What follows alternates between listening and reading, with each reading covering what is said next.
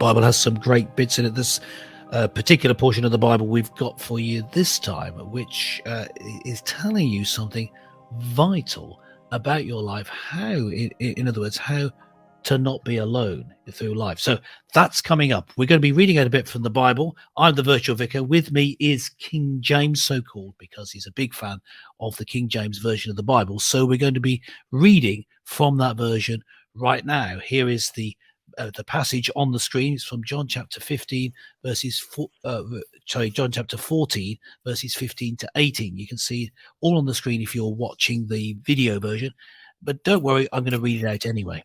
Here goes from verse 15 of John chapter 14.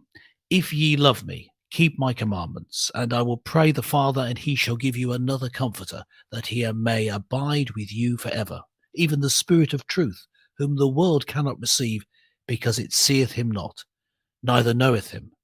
But ye know him, for he dwelleth with you, and shall be in you. I will not leave you comfortless, I will come to you.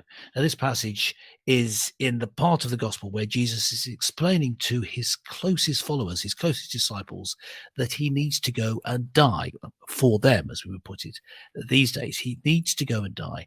And when he's going that way, going in that direction towards death, he talks about the fact that he will rise from dead. But the disciples aren't understanding this.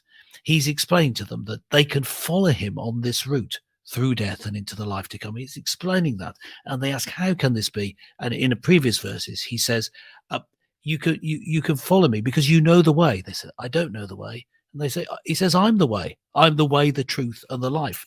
And he goes on to say this passage. He talks about how he will answer their prayers. He is the one that they need to follow if they're going to have their prayers answered. And then this passage starts in talking about keeping my commandments, and that he will pray the Father, and he shall give you another comforter. So they're not going to be left alone. And that comforter is the Spirit. So I now going to ask King James to point out from this passage, what would you say, King James, is the main point, the main focus of this passage that can speak to us today? Well, I like this particular point, and I'm really keen on the best bits of the Bible, and this for me is a really significant one. Why? Because if you think about what this message is that God is making a gesture, really a point about faith, about your commitment to faith. The key here is he's making a sacrifice. So Jesus is the sacrifice. But the crucial point here is that whilst some of the followers perhaps didn't always understand, what he's really saying is, follow me, continue that faith, have faith in me, and I will be there and come to you.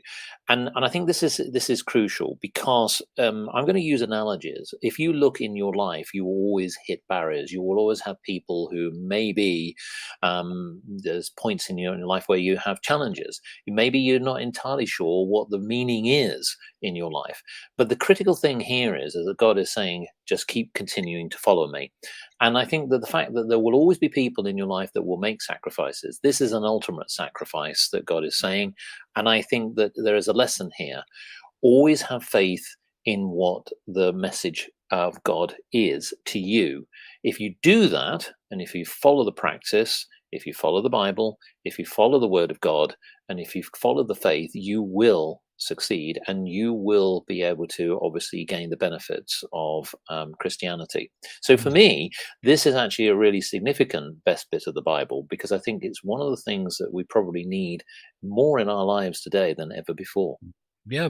I mean, that's a great point. And just remember, as you reread this passage and look at it in the Bible, it's John chapter 14, verses 15 to 18. Look at the fact that Jesus is going away, going to be with the Father, but he's still with us by his Spirit, and he's with you too, as you choose to keep his commandments, to follow him, and you can hear the Spirit speaking directly to you. Well, that's our best bit of the Bible for this week.